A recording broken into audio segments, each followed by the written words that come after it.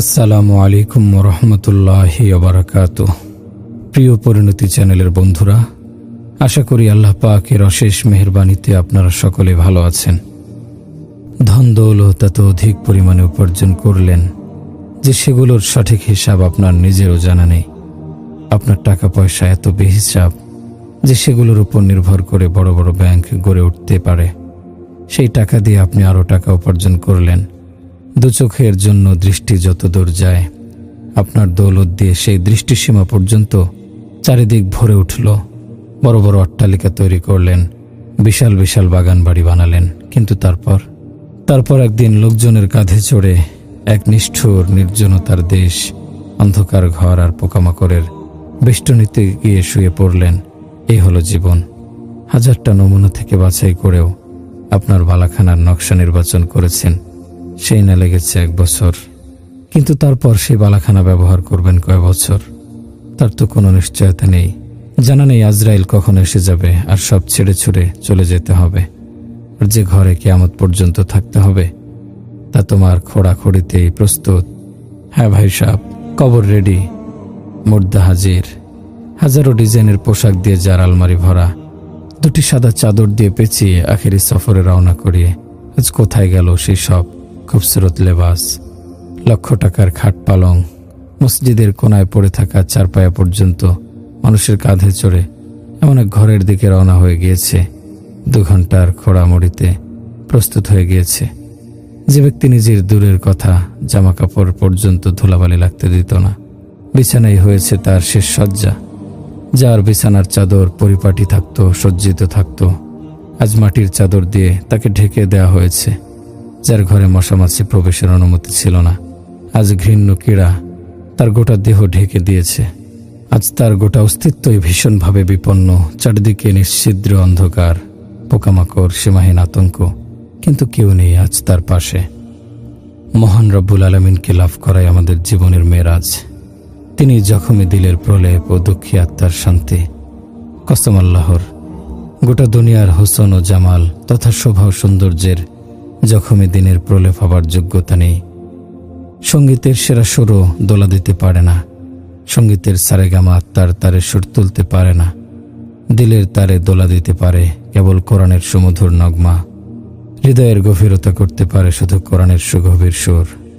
নারী শিল্পীর গান যতই শ্রুতিমধুর হোক, আত্মার গভীরে পৌঁছতে পারে না। দক্ষ নিলে মোটেও তা শীতল ছোঁয়া দিতে আপনার দৌলত বৈভবে পর্যায়ের বাংলা তার সীমা ছাড়িয়ে আপনার তার যাবতীয় আসবাব আপনার চাহিদার অপেক্ষমান। কিন্তু আল্লাহর সঙ্গে আপনার কোনো সম্পর্ক নেই। সুতা ছেঁড়া ঘড়ির মতো আপনি ঠিকানাহীন। আপনার কোনো আপনি উদ্দেশ্যহীন এক পথভোলা পথিক, অথই সমুদ্রে ভাসমান এমন এক নৌকা তীরের নেশা যার জানা নেই। জনক হলেও যে আজকের দুনিয়ার যার সকল মানুষই এইরকম উদ্দেশ্যহীন জীবনযাপন করে চলেছে। মানুষ এখন অথই সমুদ্রে দোল্যমান একটি ছোট তরীর মতো করার মতো, যার সামনে কোনো উটরেখা নেই। লাখো মানুষের মা একজন মানুষ পাওয়া মুশকিল। আল্লাহর সঙ্গে যার অন্তর রয়েছে, আল্লাহকে যে পেয়েছে, নিজের অন্তর রাজ্যের যে মহারাজ পেয়েছে, তার সীমার কাছে 7 আসমানও অতি ক্ষুদ্র হয়ে ওঠে। দিলের বাদশাহীর কাছে আল্লাহ পাকের আরো সৌভি। আফসোস, দুনিয়ায় এখন এমন মহৎ লোক অতি বিরল। কোটি মানুষের মাঝে এমন একজন লোক মিলবে কিনা সে বিষয়ে আমার ভারী সঙ্গে চোখে মানুষ নামে। তারা মূলত দুপেয়ে প্রাণী। জাদুক নামের এই প্রাণীগুলো আর চতুষ্পদ জন্তুর মধ্যে পার্থক্য শুধু এইটুকু, তারা কথা বলতে পারে না। আর এই কাজটুকু মানুষ নামের প্রাণীরা পারে। আজ দুপে আর চতুষ্পদে পার্থক্য শুধু এইটুকুই অবশিষ্ট আছে। আমার ভাইয়েরা, নাচ গানের আসরের মজা তো উপভোগ করেছেন, এবার রাত জেগে মহান আল্লাহর নিকট কান্নাকাটি করার মজা উপভোগ করে দেখুন। চোখ তুলে তাকানোর মজা তো উপভোগ করেছেন, এবার চোখ নিচু করে রাখার মজা উপভোগ করে দেখুন। আমার প্রতিপালকের শপথ, যদি মনে আনন্দের ঝর্ণাধারা প্রবাহিত না হয় তবে আমার জামার কলার টেনে ধরবেন। রাতভর নাচের আসরে কাটানোর মজা তো উপভোগ করেছেন, এবার রাতভর জায়নামাজে দাঁড়ানোর মজা উপভোগ করে দেখুন। নিজে তো আনন্দে কাঁদবেনই, অন্যদেরও কাঁদাবেন। দেখবেনই স্বাদ ও এই তৃপ্তির সামনে অন্য সব রকম তৃপ্তি তুচ্ছ হয়ে যাবে। চোখ নিচু করার স্বাদের তুলনায় চোখ তুলে তাকানোর স্বাদ তুচ্ছ মনে হবে। নির্লজ্জতার স্বাদ উপভোগের আনন্দের তুলনায় লজ্জাশীলতার আনন্দ দেখবেন অনেক বেশি। ভ্রান্ত পথে পথ চলার আনন্দ তো দেখেছেন, এবার মসজিদে যাওয়া আসার তৃপ্তির আনন্দ দেখুন। বড় লোকদের তোষামোদের আনন্দ তো উপভোগ করেছেন, এবার আসল মালিকের সামনে মাটিতে মাথা নত করার আনন্দ উপভোগ করে দেখুন। দেখবেন কত অপার্থিব আনন্দের স্বাদের দ্বার খুলে যায়। জমিনে মাথা নত করে মহান আল্লাহর নাম যখন আপনি স্মরণ করবেন, তখন দেখবেন আরশে আজিমের দরজা খুলে গেছে। মহান আল্লাহ দেখছেন তার বান্দাগণ ইসলামকে আবাদ করছেন নাকি ইসলামকে বরবাদ করছেন। মদের আসর, নাচ গানের আসর বাদ রেখে যারা মহান আল্লাহর সামনে নত হয়, মহান আল্লাহ ফেরেশতাদের ডেকে সেই বান্দাদের দেখান। তিনি গর্ব করে বলেন, দেখো তারা দুনিয়ার পার্থিব আনন্দ ভুলে আমার সামনে নত হয়েছে। আমি তোমাদের আগেই বলেছিলাম, মানুষ আমার প্রতিনিধি হওয়ার উপযুক্ত, তোমরা আমার প্রতিনিধি হওয়ার উপযুক্ত নাও। হে ফেরেশতারা, তোমাদের স্বাদের অনুভূতি নেই, দুঃখ কষ্টের অনুভূতি নেই। আমার বান্দাদের দেখো, তারা সকল অবৈধ আনন্দ ভুলে আমার সামনে মাথা কুটছে, কাঁদছে। এই সকল কথা বলার জন্য আসমানের দ্বার খুলে দেয়া হয়, জান্নাতের দ্বার খুলে দেয়া হয়। জান্নাতের হুরগণ জান্নাতের দরজায় এসে এই সকল বান্দাকে মোবারকবাদ দেয়। তারা বলে, তোমরা মহান আল্লাহকে স্মরণ করেছ, তোমরা যখন মৃত্যুর মাধ্যমে এখানে আসবে তখন আমরা তোমাদের অভ্যর্থনা জানাবো। মেরে ভাই আর দোস্ত বুজুর্গ, ভুল পথে তো অনেক দিন যাবৎ চলেছেন, ভুল দৃষ্টিতে অনেক দিন তাকিয়েছেন, ভুল কথা অনেক শুনেছেন। এবার ফিরে আসুন পবিত্র পরিচ্ছন্ন জীবনযাপনের আনন্দ উপভোগ করে দেখুন। মহান আল্লাহ ইচ্ছে করলে সবাইকে সোজা করে দিতে পারেন, ইচ্ছে করলে মন্দ চোখে তাকানো চোখ অন্ধ করে দিতে পারেন, জুলুম অত্যাচারের জন্য বাড়ানো হাত স্থবির করে দিতে পারেন, মন্দ পথে পা বাড়ালে পা নিশ্চল করে দিতে পারেন, ব্যভিচারের উদ্দেশ্যে যারা পা বাড়ায় তাদেরকে মাটির নিচে প্রথিত করে দিতে পারেন, মন্দ কাজের জন্য বাড়ানো হাত থামিয়ে নিশ্চল করে দিতে পারেন। মহান আল্লাহর এসব করার পূর্ণ শক্তি রয়েছে। আরবের দুইজন অমুসলিম সর্দার নিজেদের মধ্যে পরামর্শ করে এসেছিল যে তাদের একজন রাসূল সাল্লাল্লাহু আলাইহি সাল্লামের সঙ্গে কথা বলতে থাকবে, সে অবসরে অন্যজন রাসূল সাল্লাল্লাহু আলাইহি সাল্লামকে হত্যা করবে। কিন্তু তলোয়ারে হাত রেখে তলোয়ার বের করার উদ্যোগ নিতেই হাত শক্তিহীন, অসাড় হয়ে গেল। কিছুতেই হাত বের করা যাচ্ছিল না। সে ভেবেছিল হাত যখন তার, হাতের শক্তিও তার, আসলে কিন্তু তা নয়। মালিক শাহ হযরত ইব্রাহিম আলাইহিস সালামের স্ত্রী সারাকে আটকে রেখেছিল। মন্দ কাজের উদ্দেশ্যে শাহ যখন হাত বাড়াতে যাচ্ছিল, হাত স্থবির হয়ে গেল। মহান আল্লাহ এ দৃশ্য হযরত ইব্রাহিম আলাইহিস সালামকে দেখালেন, যেন সারার প্রতি তার মনে কোনো প্রকার সন্দেহ দেখা না দেয়। শাহ যখনই হাত বাড়াচ্ছিল, সেই বাড়ানো হাত হয়ে পড়ছিল শক্তিহীন, অসাড়। হাত নিচু হয়ে ঝুলে পড়ছিল, কিছুতেই সামনে নেওয়া যাচ্ছিল না। সকল ব্যভিচারীকে মহান আল্লাহ অবশ্যই শক্তিহীন করে দিতে পারেন। সৎ কাজের উদ্দেশ্যে অগ্রসর হওয়া নারীদের মহান আল্লাহ শক্তিহীন করে দিতে পারেন। মহান আল্লাহর অবশ্যই সে শক্তি রয়েছে। মেরে ভাইও, দোস্ত বুজুর্গ, আল্লাহ তাআলাকে সাথে নিয়ে নিলে আসমান, জমিন, লৌহ, কুরসি, শূন্য মহাশূন্য সবকিছু আমাদের গোলাম হয়ে যাবে। কেননা এক সময় সবকিছুর কোনো অস্তিত্ব ছিল না। আল্লাহ তাআলা হযরত আদম আলাইহিস সালামের সাথে এসব সৃষ্টি করেছেন, এসবকে আকৃতি দান করেছেন, আসমানকে ঝুলন্ত করেছেন, কোনো স্তম্ভ ছাড়াই তাকে স্থাপন করেছেন। অতঃপর জমিনকে বিছিয়েছেন, সেখান থেকে পানি বের করেছেন, শস্য উৎপন্ন করেছেন, পাহাড় স্থাপন করেছেন, রাত দিনের বিধান তৈরি করেছেন। কখনো রাত দীর্ঘ, আবার কখনো দিন দীর্ঘ। সূর্যকে করেছেন উত্তপ্ত, চাঁদকে করেছেন শীতল। এরপর সূর্য আর চাঁদের আলো পৃথিবীর বুকে ছড়িয়ে দিয়েছেন। আল্লাহ তাআলা বলছেন, তোমরা চিন্তা করে দেখো না কেন আল্লাহ তাআলা আসমান জমিনকে কিভাবে সৃষ্টি করেছেন। তোমাদেরকে জোড়ায় জোড়ায় সৃষ্টি করেছেন। রাতকে আল্লাহ তাআলা বানিয়েছেন আমাদের আরামের জন্য। ঘুমানোর পরে মানুষ দুনিয়ার সব ঝুঁকি ঝামেলা থেকে বেখবর হয়ে যায়। রাতের নিদ্রা দিনের ক্লান্তিকে দূর করে দেহকে ফুরফুরে করে তোলে। পরের দিন আবার নব উদ্যমে কাজ করার শক্তি যোগায়। যদি এমন হতো প্রত্যেকে নিজ নিজ সুবিধা অনুযায়ী ঘুমের সময় নির্ধারণ করে নিত, তবে কেউ আর ঘুমাতে পারত না। কেননা কেউ ঘুমাতো, কেউ চিৎকার করত, মেশিন চলতো, গাড়ি চলতো, আরাম করা মুশকিল হয়ে যেত। কিন্তু আল্লাহ পাকের দয়া, তিনি রাতকে সকলের জন্য আরামের বস্তু বানিয়ে দিয়েছেন। শুধু মানুষই নয়, বরং পশু পাখি, কীট পতঙ্গ সকলেই আরামে বিভোর থাকে। আবার ঘুম থেকে জাগ্রত হওয়ার সময়ও নির্দিষ্ট করে দিয়েছেন। অর্ধেক দিন আমাদের জীবিকা উপার্জনের জন্য দিয়েছেন, আর অর্ধেক দিন নিজের জন্য নিয়েছেন। ফজরের পর থেকে জোহর পর্যন্ত লম্বা সময় দিয়েছেন। জোহরের পর থেকে নামাজের সময় সংকীর্ণ হয়ে আসতে থাকে। ফজর থেকে জোহর পর্যন্ত কাজ করে, জোহরের পর থেকে কাজ গোছাতে শুরু করে। আসর, মাগরিব আর এশার সময় যে খুব দ্রুত ঘনিয়ে আসে, তার অর্থ হচ্ছে এটা আর কাজ করার সময় নয়, এ সময়টা আমার জন্য ব্যয় করো। আমার এখানের কারবার আসর মাগরিব থেকেই শুরু হয়, যে সময়টা আল্লাহকে স্মরণ করার, আল্লাহর মহব্বতে ডুব দেয়ার। সেই সময়টা আমরা পার্থিব কারবারে লিপ্ত হয়ে উল্টা পথে এগিয়ে চলেছি। আল্লাহ তাআলা কোরআনের মাধ্যমে আমাদেরকে বলেছেন, পৃথিবী হবার নিয়ম, পানির নিয়ম, পাহাড়ের নিয়ম, দরিয়ার নিয়ম এসব আমাদের উপকারের। আল্লাহ তাআলার এসবে কোনো দরকার নেই। সুতরাং আল্লাহর থেকেই সমস্যার সমাধান করাও। যদি দুনিয়ার রাজা বাদশার কাছে সমস্যার সমাধান চাও আর আসমান জমিনের বাদশার সাথে সম্পর্ক ছিন্ন করে রাখো, তবে এটা কত বড় মূর্খতার কাজ। এভাবে আমাদের জীবনে কখনো সফলতা আসতে পারে না। রাসূল সাল্লাল্লাহু আলাইহি ওয়াসাল্লাম একদিন এক জায়গায় ঘুমিয়েছিলেন। এমন সময় একটি বৃক্ষ মাটি চিরে রাসূল সাল্লাল্লাহু আলাইহি সাল্লামের নিকটে এলো এবং তার উপর ছায়া বিস্তার করল। রাসূল সাল্লাল্লাহু আলাইহি সাল্লামের ঘুম ভাঙার আগেই সেই বৃক্ষ আবার নিজের জায়গায় ফিরে গেল। বৃক্ষটির মূলোৎপাটিত হয়ে রাসূল সাল্লাল্লাহু আলাইহি সাল্লামের নিকট যাওয়া এবং ফিরে আসার দৃশ্য হযরত আবু হুরায়রা রাদিয়াল্লাহু আনহু প্রত্যক্ষ করেন। রাসূল সাল্লাল্লাহু আলাইহি সাল্লামকে এই ঘটনা জানানোর পর তিনি বললেন, বৃক্ষটি আমাকে দেখার জন্য এসেছিল, সে আমাকে দেখার আকাঙ্ক্ষা করেছিল। বৃক্ষটি মহান আল্লাহর নিকট অনুমতি চেয়েছিল। আল্লাহ অনুমতি দেওয়ার পর সে এসে আমাকে দেখার পিপাসা মিটালো। রাসূল সাল্লাল্লাহু আলাইহি সাল্লামের জীবন আদর্শ অনুযায়ী আমাদের জীবনযাপন করতে হবে। এ কাজের সফলতার জন্য আল্লাহ যা চান সে অনুযায়ী আমাদের নিজেদের জীবন গড়ে তুলতে হবে। আল্লাহ এবং তার রাসূল সাল্লাল্লাহু আলাইহি সাল্লাম যেসব কাজ করতে নিষেধ করেছেন সেসব কাজকে ঘৃণা করতে হবে। দুনিয়ার মানুষদেরকে আল্লাহ এবং রাসূল সাল্লাল্লাহু আলাইহি সাল্লামের বিধান অনুসারে চালানোর জন্য সচেষ্ট হতে হবে। এটাই উম্মতের জিম্মাদারি। কাউকে আপনি দেখতে গেলেন, তার জামা কাপড় নাই, জুতো নাই, আপনি লোকটির প্রয়োজন পূরণ করার জন্য অগ্রসর হলেন। হঠাৎ দেখলেন একটি সাপ সেই লোকটির প্রতি এগিয়ে আসছে। এ ভয়ঙ্কর দৃশ্য দেখার পর আপনি সাপ সাপ বলে চিৎকার করবেন। লোকটির জীবন রক্ষা করার চিন্তায় আপনি অস্থির হবেন, কারণ যতক্ষণ জীবন থাকবে রুটির প্রয়োজন হবে, জামা কাপড়ের প্রয়োজন হবে, কিন্তু মৃত্যুর পর এসব কিছুর প্রয়োজন আর থাকবে না। এ যুগে জগতে অল্প কিছু সংখ্যক মানুষ ব্যতীত সবাই দোজখের দিকে এগিয়ে যাচ্ছে।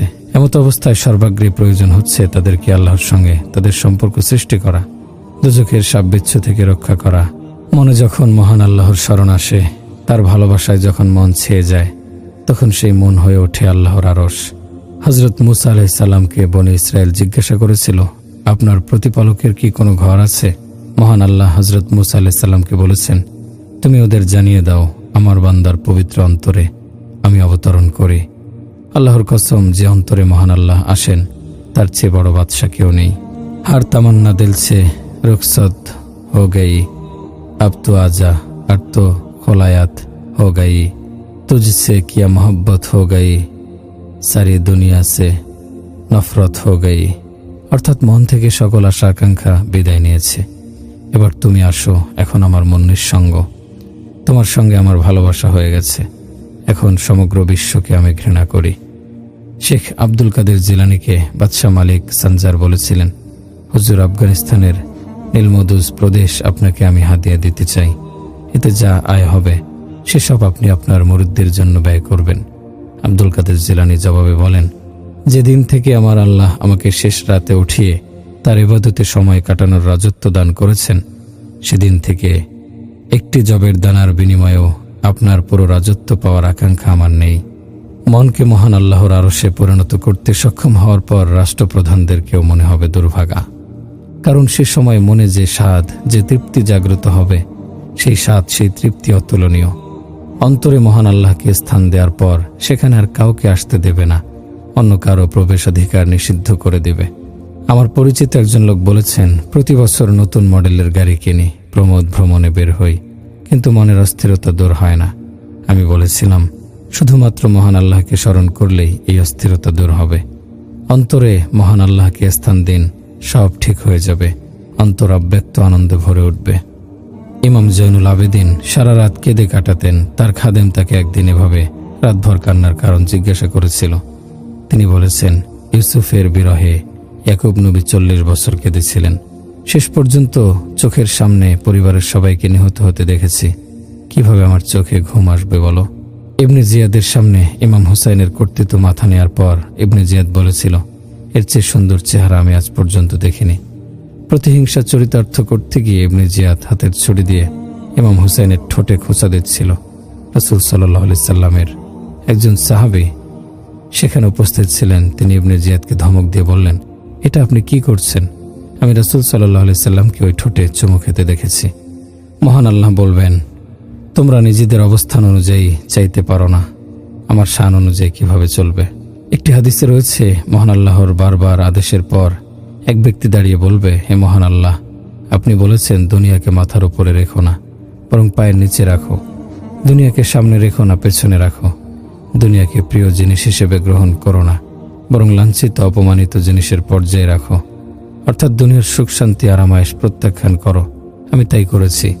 আমি দুনিয়াকে মাথার উপরে রাখিনি, পায়ের নিচে রেখেছি। দুনিয়াকে সামনে রাখিনি, পেছনে রেখেছি। দুনিয়াকে প্রিয় জিনিসের পর্যায়ে রাখিনি, বরং লাঞ্ছিত এবং অপমানিত জিনিসের পর্যায়ে রেখেছি। এই কারণে আজ আপনার নিকট আবেদন করছি, আপনি সৃষ্টির শুরু থেকে সৃষ্টির ধ্বংস পর্যন্ত যা কিছু রয়েছে সেই সব কিছুর সমপরিমাণ আমাকে দান করুন। মহান আল্লাহ জবাবে বলবেন, তুমি আমার নিকট খুব সামান্য জিনিসই চেয়েছ, যাও তোমার চাহিদা পূরণ করে দিলাম।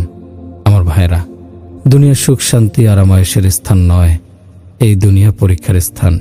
কাজেই আজ থেকে জান্নাতের আশায় নিজেদের নিয়োজিত করুন। মহান আল্লাহর সন্তুষ্টি পাওয়ার কাজে আত্মনিয়োগ করুন। চেষ্টা করতে থাকুন, ইনশাআল্লাহ আল্লাহ সহজ করে দেবেন। আল্লাহর আরশ সকলের মাথার উপরে আসবে। আরশ আসার পর সবাই বেহুশ হয়ে যাবে। এটা দ্বিতীয়বারের বেহুশ হওয়ার ঘটনা। বুখারী শরীফের একটি হাদিসে রয়েছে, রাসূল সাল্লাল্লাহু আলাইহি ওয়াসাল্লাম বলেন, সর্বপ্রথম আমার হুঁশ ফিরে আসবে। কাফেরদের দোজখের দিকে তাড়িয়ে নেওয়া হবে। দোজখের দরজায় তাদের পৌঁছার পর দরজা খুলে যাবে। কাফেররা সোজা দোজখে পৌঁছে যাবে। আব্দুল্লাহ ইবনে উবাই এবং তার সঙ্গে মুনাফিকগণ দোজখে যাবে। ইমানদারদের জান্নাতে পৌঁছানোর শেষ ঘাঁটি হচ্ছে পুলসিরাত। সেই পুলসিরাত কেউ বিদ্যুৎ গতিতে, কেউ বায়ুর গতিতে, কেউ ঘোড়ার গতিতে, কেউ উটের গতিতে, কেউ দ্রুত পায়ে হাঁটার গতিতে, কেউ হোঁচট খেতে খেতে, কেউ কাটার আঘাত খেতে খেতে সামনে অগ্রসর হবে। কারো পোশাক ছেড়ে যাবে, কারো জখম হবে, কাউকে ধারালো অস্ত্র এসে আঘাত করে কিমার মতো পিষে ফেলবে, তারপর দোজখে ফেলে দেবে। কেউ কেউ পুলসিরাত অতিক্রম করার সময় দোজখ বলবে, তাড়াতাড়ি যাও, তোমার ইমানের আলো আমার আগুনের উত্তাপ কমিয়ে দিচ্ছে, আমার উত্তাপে শীতলতা এসে যাচ্ছে। এমন কিছু নাফরমান পুলসিরাত অতিক্রম করবে, যাদেরকে দোজখের লেলিহান শিখা গ্রাস করে দোজখে নিয়ে যাবে। তারপর মুনাফিকগণ পুলসিরাত অতিক্রম করতে থাকবে। একবার আমি ফয়সালাবাদে মসজিদের বাইরে পায়চারি করছিলাম। হঠাৎ লক্ষ্য করলাম এক বৃদ্ধ লোক কাঁদছে। আমি লোকটিকে কান্নার কারণ জিজ্ঞেস করলাম। সে বলল, প্রতিদিন আমি ফল কিনে বিক্রি করি। সারাদিন বিক্রির পর লাভের টাকা দিয়ে সন্তানদের জন্য খাদ্য কিনে নেই, কিন্তু জালিমরা আজ আমার সন্তানদের খাবার ছিনিয়ে নিয়েছে। আজ আমি আমার সন্তানদের কি খাওয়াবো? সব ফলের থলি খুলে দেখলাম উপরের ফলগুলো ভালো, কিন্তু ভেতরের ফল পোকায় খাওয়া এবং পচা। আমি আজ সন্তানদের কি খাওয়াবো?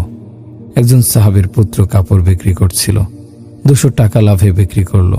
পিতা জানার পর ক্রেতাকে 200 টাকা ফেরত দিলেন এবং পুত্রকে ধমকালেন, বর্তমানে কোনো সন্তান যদি এরকম করে তবে পিতা তাকে উৎসাহিত করে বাহবা দেয়, তার বুদ্ধিমত্তার তারিফ করে। হে কাসরের লোকেরা, আপনারা আপনাদের ব্যবসা বাণিজ্য জায়েজ তরিকায় করুন। একবারের ঘটনা, আমরা গাছতে যাচ্ছিলাম। একজন লোক নিজের অর্থ সম্পদ সবকিছু আমোদ প্রমোদ এবং বিলাসিতায় ব্যয় করল। বাকি থাকলো শুধু বসবাসের ঘর। লোকটির এক বন্ধু পরামর্শ দিল, এবার তোমার মাকে মেরে তবে ঘরটিও বিক্রি করতে পারবে। এই সময় আমরা সেখানে পৌঁছলাম। আমাদের দেখে লোকটির সেই দুষ্ট বন্ধু পালিয়ে গেল। লোকটিকে আমরা আল্লাহ এবং তার রাসূল সাল্লাল্লাহু আলাইহি সাল্লাম সম্পর্কে ধারণা ও পিতামাতার খেদমতের কথা জানালাম। সে নিজের ভুল বুঝতে পারল এবং বলল, আপনারা আমার উপর বড় রকমের দয়া করেছেন। আমি তো নিজের মাকে খুন করার পরিকল্পনাই গ্রহণ করেছিলাম। মদ এবং আনুষঙ্গিক পাপাচার মানুষকে কোথা থেকে কোথায় নিয়ে যায়। আল্লাহর দরবারেও 3টি শ্রেণী রয়েছে। একবার এক মহিলা নিজের শিশু সন্তানকে দুধ পান করাচ্ছিল। এই সময় পাশে দিয়ে ঘোড়ায় চড়ে উদ্ধত গর্বিত ভঙ্গিতে একজন লোক যাচ্ছিল। স্তন্যদানকারিণী মা বলল, হে আল্লাহ, আমার পুত্রকে এ লোকটির মতো করে দিও।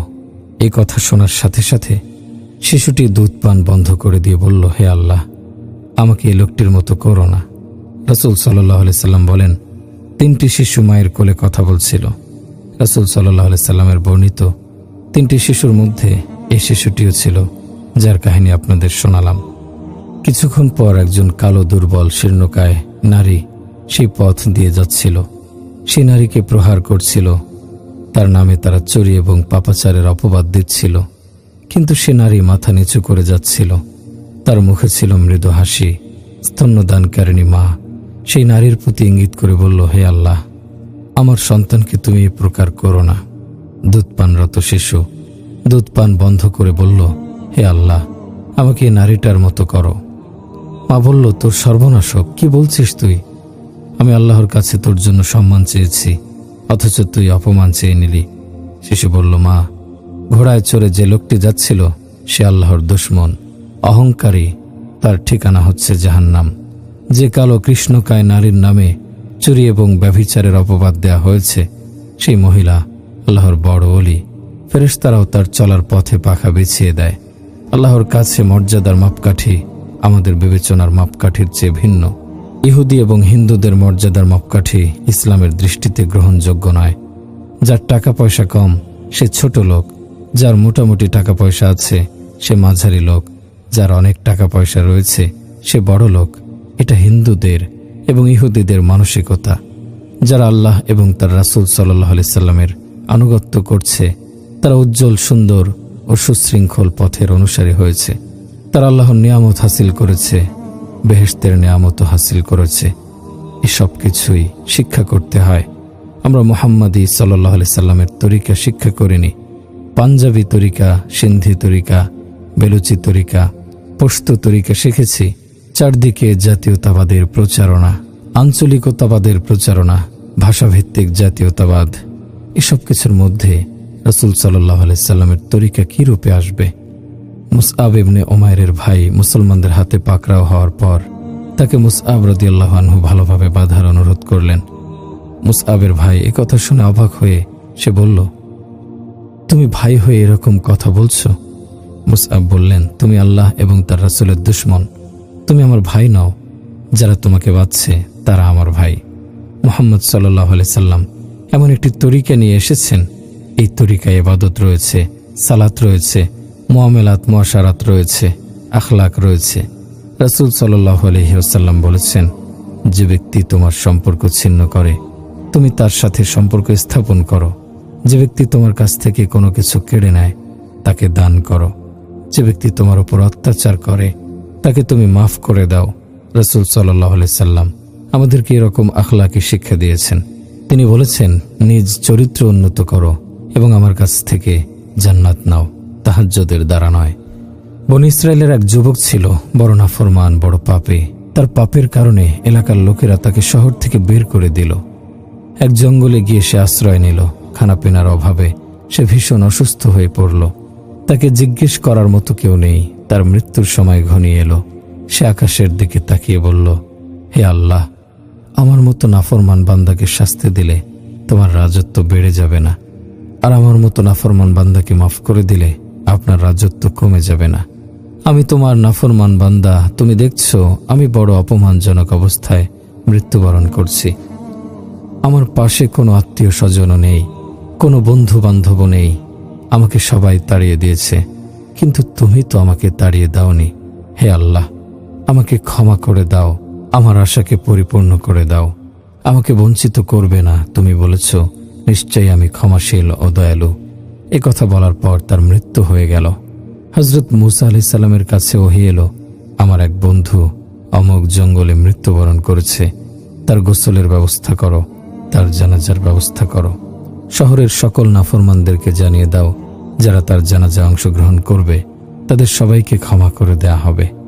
এ খবর শুনে সবাই তার জানাজায় অংশগ্রহণ করার জন্য ছুটতে লাগল। তারা সেখানে উপস্থিত হয়ে দেখল, সেখানে তাদের এলাকার সেই মদ্যপায়ী, জুয়ারি, ব্যভিচারী লোকটি। তারা হযরত মূসা আলাইহিস সালামকে জিজ্ঞেস করল, হে মূসা, আপনি কি বলছেন? এ ব্যক্তি ওই পাপী যাকে আমরা শহর থেকে তাড়িয়ে দিলাম, অথচ আপনার প্রভু বলছেন যে ব্যক্তি তার জানাজায় অংশগ্রহণ করবে সে ক্ষমাপ্রাপ্ত হবে।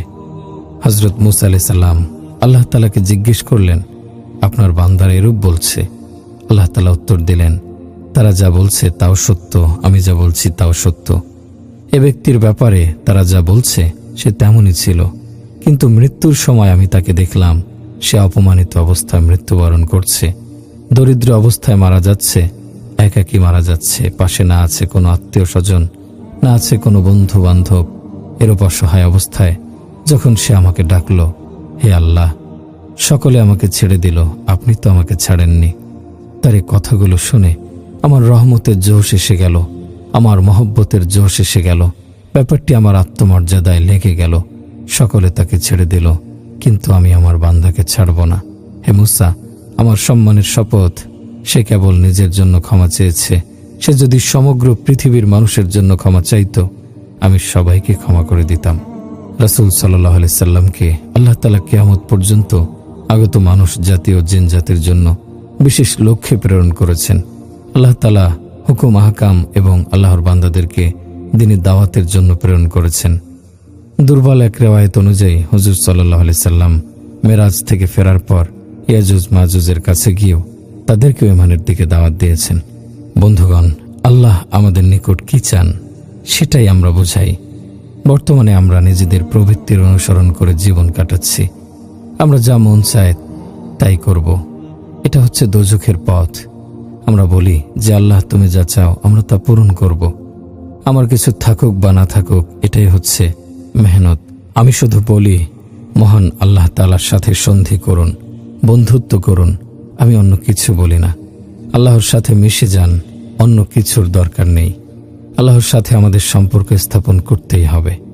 আল্লাহকে সন্তুষ্ট করার জন্য আমাদের এ ঘর ছাড়ার দরকার হবে না, বরং ঘরের তরিকা বদলাতে হবে।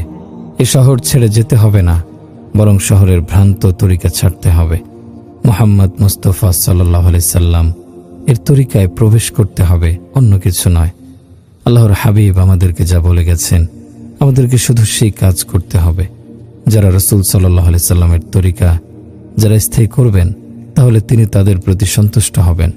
আল্লাহকে সন্তুষ্ট করার জন্য গ্রাম শহর ছেড়ে যাবার, ব্যবসা বাণিজ্য ত্যাগ করার কোনো দরকার নেই, বরং নিজের মন গড়া তরিকা ছেড়ে আল্লাহর রাসূলের তরিকা গ্রহণ করতে হবে। আল্লাহ এবং তার রাসূল সাল্লাল্লাহু আলাইহি সাল্লামের আনুগত্য ছাড়া অন্য কারো আনুগত্য করা যাবে না। প্রভু এবং তার রাসূলের প্রত্যাশা পূরণ করা সকল মুসলমানের কর্তব্য। সেই প্রত্যাশা অনুযায়ী জীবনযাপন করা আবশ্যক। এক তো ইবাদত গুরুত্বপূর্ণ, তবে ইবাদতের মধ্যে নামাজ হচ্ছে সবচেয়ে গুরুত্বপূর্ণ। দিনের অন্যান্য অনুশাসনও পালন করতে হবে। আল্লাহ যাকে সামর্থ্য দিয়েছেন তাকে যাকাত দিতে হবে। আল্লাহ যাকে জমির মালিক বানিয়েছেন তাকে উশর আদায় করতে হবে। এই যে বর্তমানে অসময়ে বৃষ্টি হচ্ছে, এতে আমাদের এলাকার মৌসুমি ফসলের ব্যাপক ক্ষতি হয়েছে। কেন হয়েছে? ভূমি মালিকরা উশর দেয় না, ব্যবসায়ীরা যাকাত দেয় না, শুধু টাকা পয়সা সঞ্চয়ের চিন্তায় মগ্ন থাকে। যাকাত দিন, উশর দিন, সবকিছু ঠিক হয়ে যাবে। আমার ভাইরা, আমরা তাওবা করে আল্লাহকে সন্তুষ্ট করতে পারি। আল্লাহর পথে বের হন এবং তাওবা করুন, আল্লাহকে সন্তুষ্ট করুন। নবীর তরিকা অনুসরণ করার মাধ্যমেই আল্লাহর সন্তুষ্টি পাওয়া যাবে। আজ পর্যন্ত যত পাপ করেছেন সেসব পাপের জন্য আল্লাহর নিকট তাওবা করুন। যত নামাজ ছেড়েছেন, যাকাত দেননি, কারো হক নষ্ট করেছেন, কারো সঙ্গে লড়াই করেছেন, কারো নামে মামলা করেছেন, কারো সঙ্গে ঝগড়া করেছেন, সব পাপের জন্য আল্লাহর কাছে ক্ষমা চান। কবরে যেতেই হবে, এ কথা চিন্তা ফিকির করুন। জান্নাতের চিন্তা সামনে রাখুন। জুলকারনাইন বিশ্বজুড়ে রাজত্ব করেছিলেন, কিন্তু তারও সব ইচ্ছা পূর্ণ হয়নি। হযরত সুলাইমান আলাইহিস সালাম সিংহাসন রেখে মরে গেছেন। আমরা কি করতে পারব? সমগ্র পাকিস্তানে যা আছে, দুনিয়ায় যা আছে, সবকিছু একদিন ছেড়ে চলে যেতে হবে। দুনিয়ার পিছনে ছুটে বেড়ানো বুদ্ধিমানের কাজ নয়। আজ পর্যন্ত যত নাফরমানি করেছেন, যত পাপ করেছেন, সবকিছুর কথা মনে রেখে তাওবা করুন। ফরজ আদায় করেননি, মানুষের হক নষ্ট করেছেন, প্রতিবেশীর হক নষ্ট করেছেন, পিতামাতার হক, স্ত্রীর হক, সন্তানের হক, ভাইয়ের হক, সঙ্গী সাথীর হক, যা কিছু অন্যায় করেছেন সেসব থেকে আল্লাহর নিকট তাওবা করুন। এই কাজ কি শুধু আমাদের? আপনাদের দায়িত্ব নয়? তওবা করুন, আল্লাহ ক্ষমা করে দেবেন। আল্লাহ ক্ষমা করতে পছন্দ করেন। আল্লাহ বলেন, যদি তোমরা পাপ করা ছেড়ে দাও এবং সবাই পুণ্যবান হয়ে যাও, তাহলে তোমাদের সবাইকে আমি জান্নাতে ডেকে নেব। তারপর এমন কওম সৃষ্টি করব যারা শুধু পাপ করবে, তারপর ক্ষমা চেয়ে আমার নিকট কান্নাকাটি করবে, তওবা করবে। আমি তাদের ক্ষমা করে দেব। যদি আমি দুনিয়ায় কাউকে আযাব দিতে চাই, তবে সর্বপ্রথম তাকেই আযাব দেই যে ব্যক্তি আমার রহমত থেকে হতাশ হয়ে বসে থাকে, আমার রহমত পাওয়ার আশা ছেড়ে দেয়। আপনাদের একটি কাহিনী শোনাচ্ছি। আল্লাহ তাআলা হযরত মূসা আলাইহিস সালামকে বলেন, জমিনকে তোমার আনুগত্য করে দিলাম, তুমি কারুনকে ধসিয়ে দাও। হযরত মূসা আলাইহিস সালাম জমিনকে বললেন, ওকে ধরো এবং ভেতরে ঢুকিয়ে নাও। কারুন যখন মাটির নিচে তলিয়ে যেতে লাগলো, তখন কারুন বলল, হে মূসা, আমাকে মাফ করে দিন। কিন্তু হযরত মূসা আলাইহিস সালাম তার কথায় কর্ণপাত করলেন না। কারুন ধীরে ধীরে মাটির নিচে ঢুকতে লাগলো। বারবার করুণ কণ্ঠে সে হযরত মূসা আলাইহিস সালামের নিকট ক্ষমা প্রার্থনা করল। কারণ মাটির নিচে তলিয়ে গেল। আল্লাহ মূসাকে বললেন, হে মূসা, তোমার মন বড় শক্ত।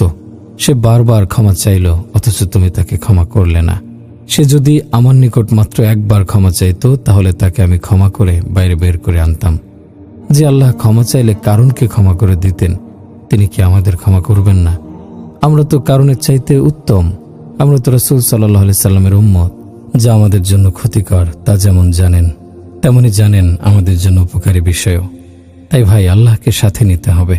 আল্লাহকে সাথে নিলে ইজ্জত সম্মান সব আসবে, ইহকালে ও পরকালে সফলতা আসবে। আর তাকে সাথে নিতে হলে আসবাবের উপর ভরসা না করে তার অস্তিত্বের উপর ভরসা বসাতে হবে।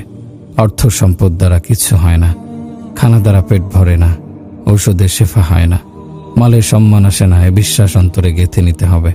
এ পৃথিবীতে যা কিছু রয়েছে সবকিছুই আল্লাহর নিয়ামতে পরিপূর্ণ। আল্লাহর নিয়ামতের কারণেই সবকিছু জীবিত রয়েছে। আল্লাহর নিয়ামতের কারণেই সবাই জীবন হাসিল করেছে। তবে নিয়ামতের মধ্যে কম বেশি রয়েছে। সকল মাখলুকাতের মধ্যে মানুষও একটি মাখলুক। মানুষকে যত বেশি নিয়ামত দেয়া হয়েছে, অন্য কোনো মাখলুককে এত নিয়ামত দেয়া হয়নি। মানুষ আশরাফুল মাখলুকাত, অর্থাৎ সৃষ্টির সেরা জীব। আল্লাহর সব সৃষ্টির মধ্যে মানুষ হচ্ছে অধিক সম্মানী। কোরআনে কথা বলা হয়েছে, বাস্তবেও আমরা সেটা দেখতে পাই। মানুষ উন্নতির উচ্চ শিখরে আরোহণ করার পর সৃষ্টির সেরা জীব হওয়ার ধান্দাবাজি করে। নিজের চেয়ে নিচু মানসম্পন্ন জিনিসকে মানুষ উচ্চ মর্যাদায় স্থান দেয়, তাদের সামনে মাথা নিচু করে, সিজদা করে, তাদের ইবাদত করে। মানুষদের মধ্যে অহংকারের কারণে বিত্তশালীরা গরিবদের ঘৃণা করে, নিজেদের শ্রেষ্ঠ মনে করে। নিজের শ্রেষ্ঠত্বের অহংকারে ইবলিশ আদমকে সিজদা করতে সম্মান জানাতে অস্বীকার করেছিল। ইবলিশ বলেছিল, হে আল্লাহ, আমি কেন আদমকে সিজদা করব? সে তো আমার চেয়ে কম মর্যাদা সম্পন্ন।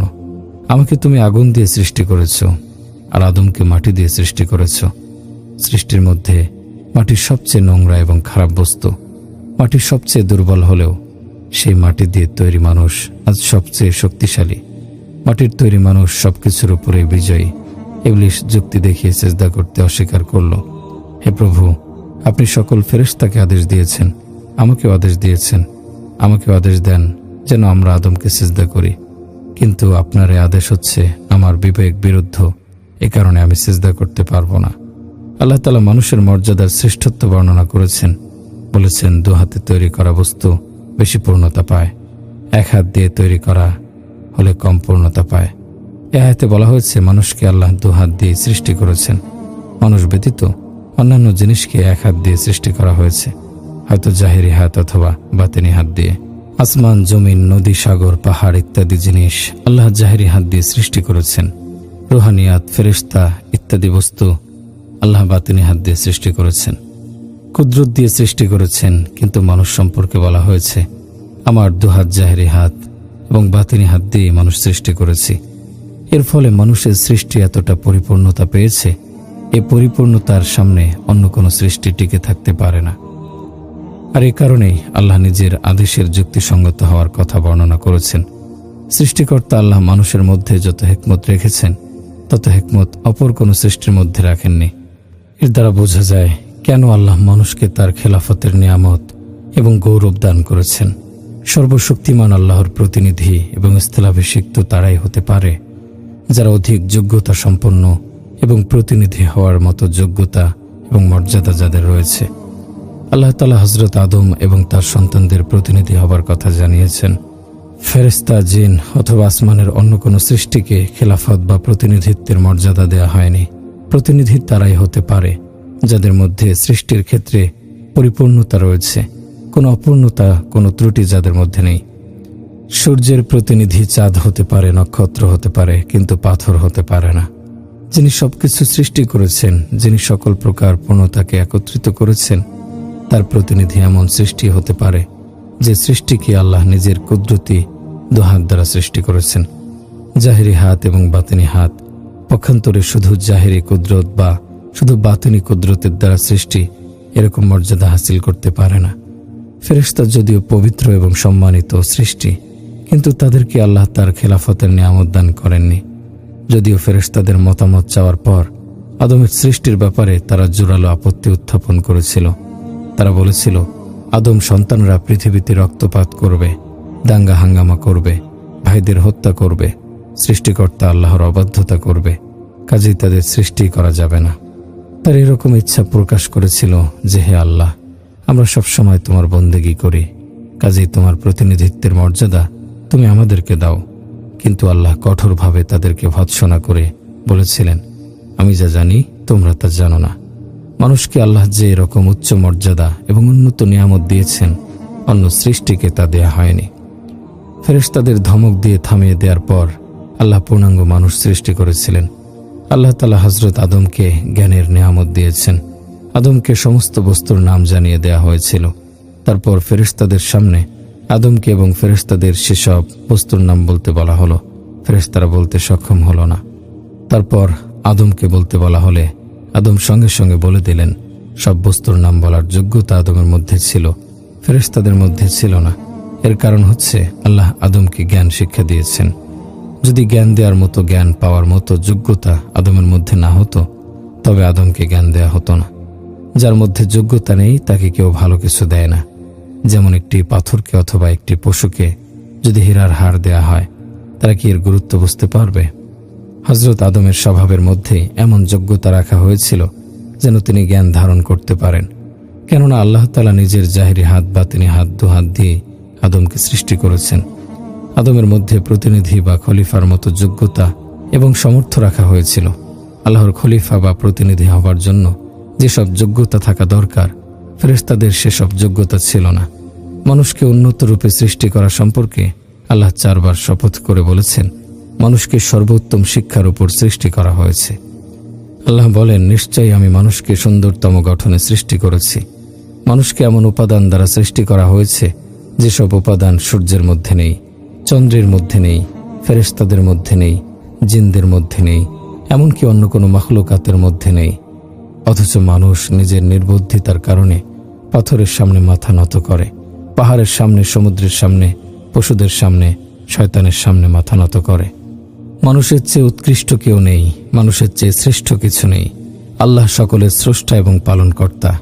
আল্লাহর সামনেই সবাইকে সিজদা করতে হবে। কিন্তু নির্বোধ মানুষ নিষ্প্রাণ মূর্তির সামনে মাথা নত করছে। আল্লাহ বিশেষ উদ্দেশ্যে মানুষ সৃষ্টি করেছেন। তিনি মানুষের কাছে যা চান, অন্য কারো কাছে তা চান না। মানুষকে তিনি যেসব নিয়ামত দিয়েছেন, অপর কোনো সৃষ্টিকে এত নিয়ামত দেননি। আসমানে এবং জমিনে যা কিছু রয়েছে, সবকিছু আল্লাহ মানুষের জন্য সৃষ্টি করেছেন। সবাইকে মানুষের সেবার জন্য, মানুষের কল্যাণের জন্য সৃষ্টি করা হয়েছে।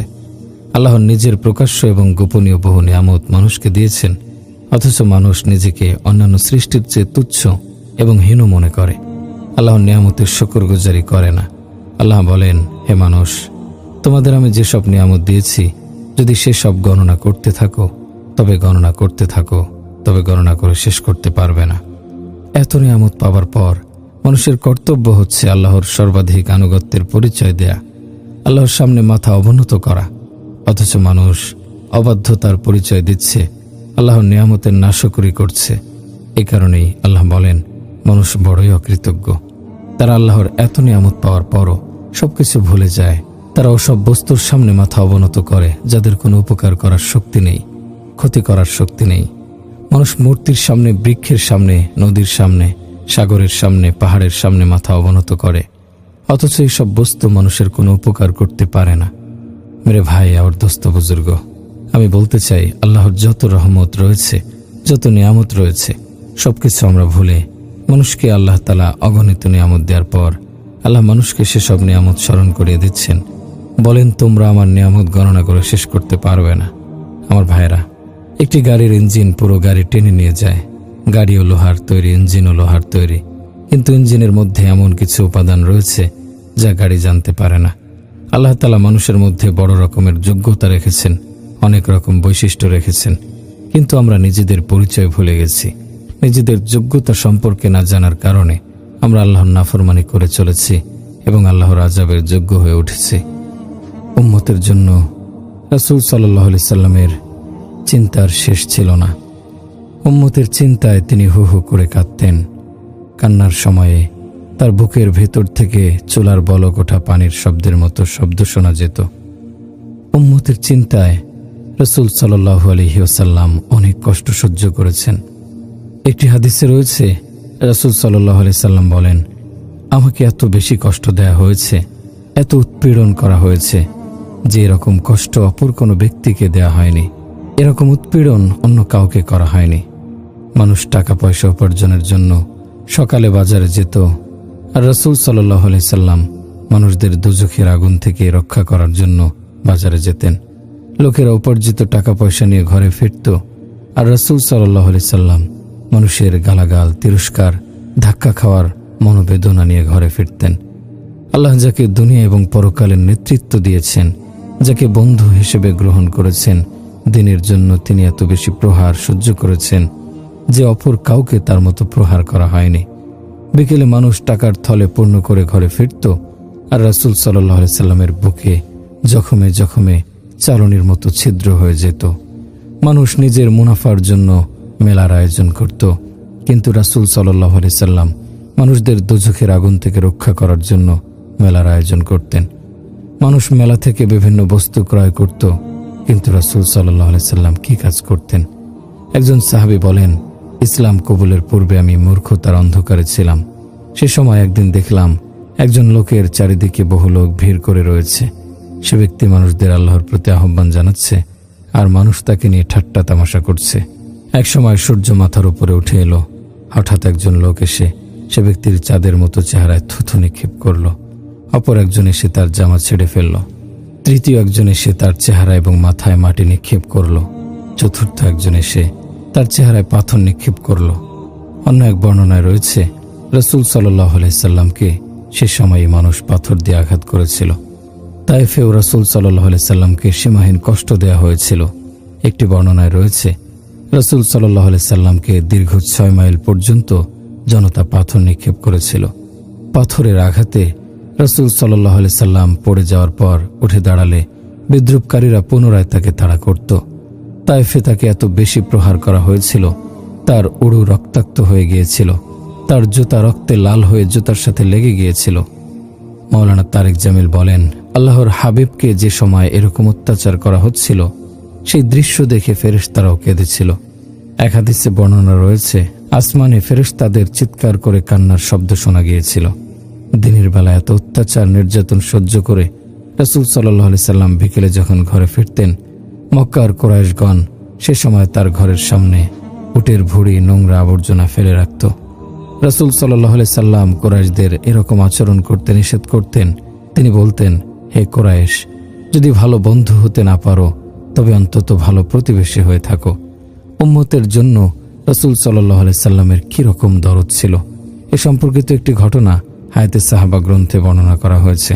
ঘটনাটি হচ্ছে, রাসূল সাল্লাল্লাহু আলাইহি সাল্লাম বনু হানিফা গোত্রে দাওয়াতের জন্য গিয়ে বলেন, আমি আল্লাহর নবী, তোমরা আমার কথা শোনো, আমাকে আশ্রয় দাও। জনতা বলল, আমাদের সর্দার আসুক, তার সাথে কথা বলবেন। কিছুক্ষণ পর সর্দার এলো। রাসূল সাল্লাল্লাহু আলাইহি ওয়াসাল্লাম সর্দারকে ইসলামের দাওয়াত দিলেন। সে অভিশপ্ত ব্যক্তি বলল, তুমি কি সেই কুরাইশি ব্যক্তি যে আমাদের লোকদের পথভ্রষ্ট করছো? এ হজের মৌসুমে তুমি হচ্ছ নিকৃষ্টতম মানুষ। নাউজুবিল্লাহ। যদি তোমার মধ্যে কল্যাণ থাকতো তবে তোমার স্বজাতীয়রা তোমাকে অবশ্যই আশ্রয় দিত। যদি তুমি আমার তাবুর এলাকায় না থাকতে তবে আমি তোমার শিরোচ্ছেদ করতাম। রাসূল সাল্লাল্লাহু আলাইহি সাল্লাম দুঃখ ভারাক্রান্ত হৃদয়ে উটনির পিঠে আরোহণ করলেন। হঠাৎ এক দুর্বৃত্ত তার উটকে লক্ষ্য করে তীর নিক্ষেপ করল। রাসূল সাল্লাল্লাহু আলাইহি সাল্লাম উটের পিঠ থেকে নিচে পড়ে গেলেন। যারা এরকম আচরণ করেছিল তাদেরকে দোজখের আগুন থেকে রক্ষা করার জন্য রাসূল সাল্লাল্লাহু আলাইহি ওয়াসাল্লামের ব্যাকুলতার শেষ ছিল না। এক বর্ণনা রয়েছে, রাসূল সাল্লাল্লাহু আলাইহি ওয়াসাল্লামের সামনে দিয়ে এক ব্যক্তির লাশ নিয়ে যাওয়া হচ্ছিল। তিনি ব্যক্তিটির পরিচয় জানতে চাইলেন। বলা হলো, অমুকের পুত্র অমুক। রাসূল সাল্লাল্লাহু আলাইহি ওয়াসাল্লাম বললেন, হায় আফসোস, আমার একজন উম্মত দোজখে পৌঁছে গেছে। অপর এক বর্ণনা রয়েছে, এক ব্যক্তি কুফরি অবস্থায় অসুস্থ হয়ে পড়ল, কিন্তু এক পর্যায়ে মৃত্যুর পূর্বে কালেমা পাঠ করল। এই কথা শোনার পর রাসূল সাল্লাল্লাহু আলাইহি সাল্লাম খুশি হয়ে বললেন, বাহ, আমার একজন উম্মত দোজখ থেকে রক্ষা পেয়েছে।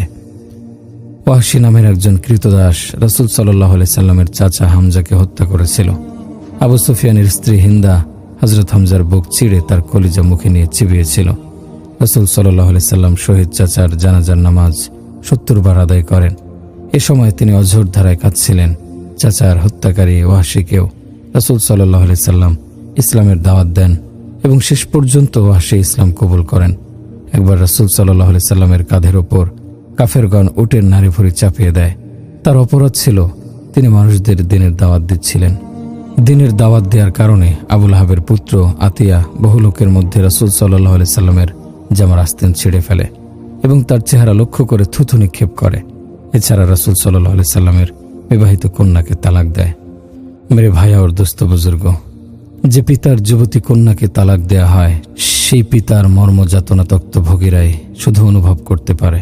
একবার কাবা ঘরে নামাজ আদায়ের সময় উকবা ইবনে আবু মুশতো রাসূল সাল্লাল্লাহু আলাইহি সাল্লামের গলায় চাদর পেঁচিয়ে হেঁচকা টান দেয়। এতে তিনি মাটিতে পড়ে যান।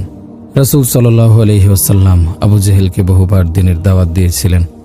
একবার আবু জেহেল বলল, হে মুহাম্মদ, তুমি আমার কাছে আর এসো না, আমি তোমার রবকে বলে দেব যে তুমি আমাকে কালেমা পাঠ করার দাওয়াত দিয়েছিলে। একদল সাহাবা এক রাতে রাসূল সাল্লাল্লাহু আলাইহি সাল্লামকে পাহাড়ের উপর থেকে নিচে অবতরণ করতে দেখেন। তাকে জিজ্ঞেস করে জানা গেল, পাহাড়ের উল্টো দিকে একটি কাফেলা এসেছিল। রাসূল সাল্লাল্লাহু আলাইহি সাল্লাম তাদেরকে দ্বীনের দাওয়াত দেওয়ার জন্য গিয়েছিলেন। একবার আরাফাতের ময়দানে রাসূল সাল্লাল্লাহু আলাইহি সাল্লাম ক্রমাগত 5 ঘন্টা যাবৎ উম্মতের মাগফিরাতের জন্য দোয়া করেছিলেন। একটি হাদিসে রয়েছে, রাসূল সাল্লাল্লাহু আলাইহি সাল্লাম বলেন, আমাকে যত কষ্ট দেয়া হয়েছে অপর কোনো নবীকে এত কষ্ট দেয়া হয়নি। মেরে ভাইয়া ওর দোস্ত বুজুর্গ, সর্বশক্তিমান আল্লাহ তার সত্তাকে অদৃশ্য পর্দার আড়ালে রেখেছেন। তিনি বিভিন্ন জিনিস সৃষ্টি করেছেন, সেসব সৃষ্টির মাধ্যমে নিজেকে প্রকাশ করেছেন। আল্লাহ পানিকে বাষ্পে পরিণত করে শূন্যে ওঠান, তারপর সেই বাষ্প থেকে মেঘ তৈরি হয়, মেঘ থেকে বৃষ্টি হয়। এসব কিছুর মাধ্যমে আল্লাহর কুদরত প্রকাশ পায়। আল্লাহর কুদরত দেখা যায় না, তবু গৃহীত ব্যবস্থা আমরা দেখতে পাই। কৃষক জমিতে বীজ বপন করে, বীজ থেকে চারা গজায়, সে চারা গাছের শিকড় মাটির নিচে প্রথিত হয়ে যায়, উপরে শাখা প্রশাখা বের হয়, ফুল আসে। এসব কিছু আমরা দেখতে পাই। এসব কিছুর মাধ্যমে আল্লাহর কুদরত দেখতে পাই না, যা প্রকাশ পেয়েছে শুধু সেই প্রকাশমান তা প্রত্যক্ষ করি। আকাশে বিজলির চমক আমরা লক্ষ্য করি, আল্লাহর কুদরত দেখা যায় না, তবে বোঝা যায়। চাঁদের জ্যোৎস্না ধারা আমরা দেখি, কিন্তু আল্লাহর কুদরত দেখতে পাই না, তবে আল্লাহ তাআলা যে ইচ্ছা করেছেন সেটা বোঝা যায়। দিনের উজ্জ্বলতা আমরা প্রত্যক্ষ করি, এর মাধ্যমে আল্লাহর কুদরত দেখা যায় না। বিশ্বের জগতে বিভিন্ন সৃষ্টির মাধ্যমে আমরা আল্লাহর অদৃশ্য শক্তির প্রকাশ লক্ষ্য করি। মানুষ দুর্বল, তারা মনে করে যা কিছু হচ্ছে বিভিন্ন জিনিসের দ্বারা হচ্ছে, আসলে কিন্তু তা নয়। সোনা রূপা টাকা পয়সার মাধ্যমে যা কিছু আমরা হতে দেখি, কিন্তু আমাদের এ দেখা সঠিক নয়। আল্লাহর নবীগণ এবার দিয়েছেন, জমিনে যা কিছু হয়ে থাকে এসব কিছু প্রথমে আকাশে সিদ্ধান্ত হয়, এরপর জমিনে সেই সিদ্ধান্তের বাস্তবায়ন ঘটে। এ কারণে আল্লাহ তাআলা চান মানুষ কোনো জিনিসের গোলামি না করে যেন একমাত্র আল্লাহর গোলামি করে। মনে রাখতে হবে যে আল্লাহ যা চাইবেন তা হবে, আল্লাহ যা চাইবেন না তা হবে না। মেরে ভাই আর দোস্ত বুজুর্গ, আল্লাহ তাআলা বলেন, হে মানুষ, তুমি ইচ্ছা করো আর আমিও ইচ্ছা করি।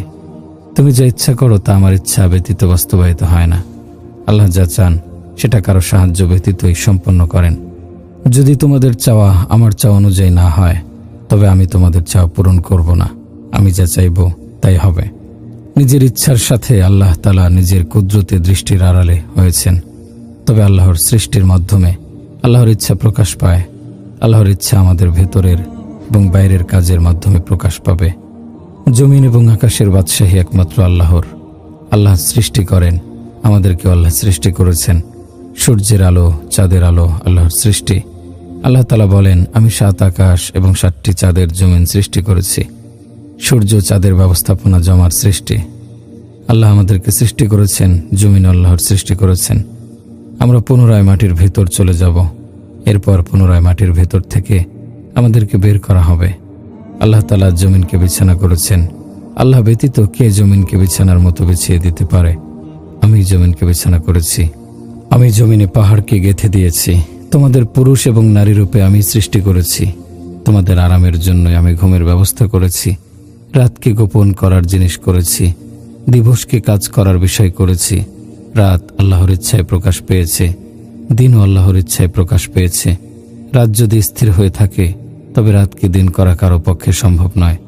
রাত যদি 6 ঘন্টা, 8 ঘন্টা, 12 ঘন্টা না হয়ে স্থির হয়ে থাকে কিয়ামত পর্যন্ত, তবে অন্য সৃষ্টিকর্তাকে নিয়ে আসো, যিনি তোমাদেরকে দিন দেবেন। একইভাবে দিন যদি স্থির থাকে, যেমন দুপুর 12টায় সূর্য মাথার ওপর থাকার সময়ে যদি স্থির হয়ে থাকে, তবে অন্য সৃষ্টিকর্তা নিয়ে আসো, যিনি তোমাদেরকে রাতের ব্যবস্থা করে দেবেন। আল্লাহ না চাইলে কেউ দিনকে রাতে পরিবর্তিত করতে পারবে না। রাতকে আমি তোমাদের আরামের জন্য তৈরি করেছি। তোমরা কেন ভয় করো না? কেন তোমরা দেখতে পাও না? মুশরিকদের কর্মকাণ্ডই ছিল এইরকম। তাদের এই স্বেচ্ছাচারিতার ফলে হজ তার নির্দিষ্ট তারিখে হতো না। তবে তারিখের এই পরিবর্তনটা এমনভাবে হয়েছিল যে 33 বছর পর পর ঘুরে ঘুরে হজ তার নির্দিষ্ট তারিখে হতো। 8ম হিজরিতে যখন মক্কা বিজয় হলো, সে বছরের হজ জিলহজ মাসে ছিল না। কিন্তু রাসূল সাল্লাল্লাহু আলাইহি সাল্লাম প্রকাশ্যে এই ঘোষণা দিলেন না যে এখন ইসলাম সুপ্রতিষ্ঠিত, এবার আর এই হজ চলবে না, জিলহজ মাসের নির্দিষ্ট তারিখে হজ হবে। তো তার এই নীরবতা কেন ছিল? কারণ নমুসলিমদের মধ্যে তখন এই ভার বহন করার ক্ষমতা তৈরি হয়নি। ঘোষণা হলে তাদের মাঝে বিভক্তি সৃষ্টি হয়ে যায় কিনা, এই আশঙ্কায় তিনি নীরব ছিলেন। পরবর্তী বছর হযরত আবু বকর সিদ্দিক রাদিয়াল্লাহু আনহু হজ করে কাফেলা পাঠিয়েছিলেন। সেবারও হজ তার নির্দিষ্ট তারিখে ছিল না। পরবর্তী বছরটি ছিল 33তম বছর। ফলে পরিবর্তিত তারিখটি ঘুরতে ঘুরতে 10ম হিজরিতে পুনরায় সঠিক তারিখে ফিরে এসেছিল। মক্কা বিজয়ের পর 2টি হজ তার নির্দিষ্ট তারিখে হয়নি। কিন্তু রাসূল সাল্লাল্লাহু আলাইহি সাল্লাম সেই তারিখ পরিবর্তনের চেষ্টা না করে অপেক্ষা করেছেন। সেই তারিখ নিজেই তার সঠিক দিনে ফিরে অজ্ঞান আশায় যেন যাতে আরবদের মাঝে কোনো বিশৃঙ্খলা সৃষ্টি না হয়। 10ম হিজরিতে হজ নির্দিষ্ট সময়ে নির্দিষ্ট তারিখে ফিরে আসার পর তিনি নিজের হজের ঘোষণা দিলেন। মক্কা বিজয়ের পর 8ম ও 9ম হিজরিতেও মুশরিকরা বাইতুল্লাহ তাওয়াফ করার সুযোগ পেয়েছিল। নবীজি সাল্লাল্লাহু আলাইহি সাল্লাম তাদেরকে বাধা দেননি। তবে 9ম হিজরিতে ঘোষণা দিলেন, আগামী বছর থেকে কোনো অমুসলিমের জন্য বাইতুল্লাহ তাওয়াফের সুযোগ থাকবে না। আর কেউ উলঙ্গ হয়ে বাইতুল্লাহ তাওয়াফ করতে পারবে না। মেরে ভাই আর দোস্ত বুজুর্গ, হযরত আম্বিয়া আলাইহিমুসসালাম গণ তরবিয়তের প্রতি এতটা খেয়াল করতেন। দিন তো আর কোনো পুড়িয়া নয় যে খাইয়ে দেবেন আর আব্দুল কাদের জিলানী হয়ে যাবে। এটা তরবিয়তের মাধ্যমে হতে হবে। আল্লাহর বান্দারা তো দোকানদারি করতে করতে জীবন শেষ করে দিচ্ছে, কিন্তু কখনো তো এই কথা বলে না যে দোকানের এত মেহনত করার কি প্রয়োজন, একটু নেক নজর দিলেই হয়। এই যে চীনের জন্য 70 জন নবী নিজেদের জীবন উৎসর্গ ফিন্দা করার জন্য আল্লাহ দুশমনদের হাতে প্রাণ দিয়েছেন। দিন হাসিলের জন্য মেহনত অবশ্যই করতে হবে। প্রার্থনার মধ্যে আগ্রহ তলব থাকলে তবে নজর করবে। আল্লাহ রাসূল সাল্লাল্লাহু আলাইহি সাল্লামের চেয়ে বড় আর কি হতে পারে? কিন্তু তার নজর পর্যন্ত আবু লাহাবের ক্ষেত্রে কেন কার্যকরী হলো না? অথচ নবীজি সাল্লাল্লাহু আলাইহি সাল্লাম তামান্না করতেন আবু লাহাব কালিমা পড়ে নিক। সে পড়ল না কেন? তার মধ্যে তলবই ছিল না। সুতরাং শুধু নজরে কি হবে? দিন হাসিল করার জন্য তলব অবশ্যই হতে হবে। ভেতরে তলব, ব্যথার চেষ্টা যখন সৃষ্টি হবে, তখন আল্লাহ পাকের পক্ষ থেকে অনুগ্রহ নেমে আসবে। পাপের পঙ্কিলতায় নিমজ্জিত বান্দাও যদি মহান আল্লাহর নিকট তাওবা করে তার দিকে এগিয়ে যায়, মহান আল্লাহ সেই বান্দাকে অভ্যর্থনা জানান। যার সঙ্গে মানুষের সম্পর্ক ছিন্ন হয়, মানুষ তাকে ফিরে আসতে দেখে মুখ ভার করে থাকে, সামনে এগিয়ে তাকে অভ্যর্থনা জানায় না। কিন্তু মহান আল্লাহ তার পথ ভোলা বান্দাকে ফিরে আসতে দেখে অভ্যর্থনা জানান। আল্লাহ বলেন, হে বান্দা, আমার নিকট যে ফিরে আসবে আমি সামনে এগিয়ে এসে তাকে অভ্যর্থনা জানাবো। দুনিয়ায় দেখা যায় যে ব্যক্তি আমাদের সঙ্গে সম্পর্ক ছিন্ন করল, আমরাও তার সঙ্গে সম্পর্ক ছিন্ন করি। মহান আল্লাহ বলেন, আমার যে বান্দা আমার দিক থেকে মুখ ফিরিয়ে নেয়, আমি তার কাছে গিয়ে তার কাঁধে হাত রেখে বলি, হে বান্দা, তুমি আমাকে ছেড়ে কোথায় চলেছ? কোরআনে বলা হয়েছে, হে মানুষ, তোমাকে কে ধোঁকা দিয়েছে তোমার প্রতিপালকের সত্তা সম্পর্কে? তোমরা তোমাদের প্রতিপালককে ছেড়ে তার সৃষ্টির আনুগত্য করে চলেছ। তোমাদের কি হয়েছে? তোমরা স্রষ্টাকে ভুলে সৃষ্টির পেছনে কেন ছুটে চলেছ? মেরে ভাই আর দোস্ত বুজুর্গ, মহান আল্লাহর প্রতি অগ্রসর হন। তিনি প্রতীক্ষায় আছেন। তার শাস্তির চেয়ে তার দয়া, তার মহানুভবতা অনেক বেশি। তার ক্ষমতা, তার উদারতার কোনো তুলনা নেই। একটি কাহিনী শুনিয়ে কথা শেষ করছি। বনী ইসরায়েলে একজন লোক ছিল। সে মদ খেত, জুয়া খেলত, আরও নানা রকম পাপ কাজে লিপ্ত ছিল। শহরের লোকেরা তার উপর চরম বিরক্ত হয়ে তাকে শহর থেকে বের করে দিয়েছিল। মন্দ লোককে মন্দ বলা হলে সে আরও মন্দ হয়ে যায়। নবীদের তরিকা হচ্ছে, খারাপ লোককে তারা খারাপ বলতেন না, বরং তাকে ভালোবাসতেন, তাকে কাছে ডাকতেন, বোঝাতেন। বোঝানোর কারণে সে অবশ্যই বুঝবে। কাউকে শাস্তি দিয়ে খোঁটা দেওয়ার মাধ্যমে যদি বলা হয় যে তুমি এটা করেছো, তুমি ওটা করেছো, এটা মানুষের স্বভাবসম্মত নয়। মানুষের স্বভাব হওয়া উচিত মানুষকে ভালোবাসতে হবে, তাকে বোঝাতে হবে। মানুষ অনেক বেদ্দিনকে বুঝিয়ে আল্লাহর পথে নিয়ে আসতে হবে। কাজ করেছে চারিদিকে। মাওলানা ইউসুফ বলতেন, মানুষ অনেক রকম বেদ্দিনের বিস্তার ঘটাচ্ছে। বিশেষত মুসলমানরা অনেক বেদ্দিনের সৃষ্টি করছে। মন্দ কাজের জন্য মানুষকে ঘৃণা করছে। এর ফলে মানুষ আরো দূরে সরে যাচ্ছে। মানুষকে ভালোবেসে কথা বললে তারা কাছে আসবে। বনী ইসরায়েলের সেই লোকটিকে শহর থেকে বের করে দেয়া হলো। শহর থেকে বের করে দেওয়ার পর সে ব্যক্তি শহরের বাইরে এক জনশূন্য জায়গায় গিয়ে আশ্রয় নিল। সেখানে কথা বলার মতো মানুষ নাই, খাদ্য নাই, পানি নাই, ওষুধ নাই। ধীরে ধীরে লোকটি অসুস্থ হয়ে পড়ল। এক পর্যায়ে লোকটি মুমূর্ষ অবস্থায় পৌঁছে গেল। মৃত্যুর লক্ষণ অনুভব করে সে আকাশের দিকে তাকালো, ডানে তাকালো, বামে তাকালো। আমাদের কাছে আল্লাহ পাকের দাবি হলো, লা ইলাহা, সবকিছু থেকে সম্পর্ক ছিন্ন করো এবং লা ইলাহা, সম্পর্ক একমাত্র আল্লাহর সঙ্গে কায়েম করো। তো আমাদের সম্পর্ক আল্লাহর সঙ্গে হলো কিনা তা কেমন করে বুঝবো? নামাজের কথাই ধরুন। আল্লাহু আকবার বলে নামাজ শুরু করলেন। এবার দেখুন আপনার মনের মধ্যে কোনো চিন্তা ঘুরপাক খাচ্ছে। নামাজে আপনি যে চিন্তায় মশগুল মনে করতে হবে তার সঙ্গেই আপনার দিল লেগে আছে। আফসোস, আমরা আমাদের দিলের জগৎ ধ্বংস করে দিয়েছি।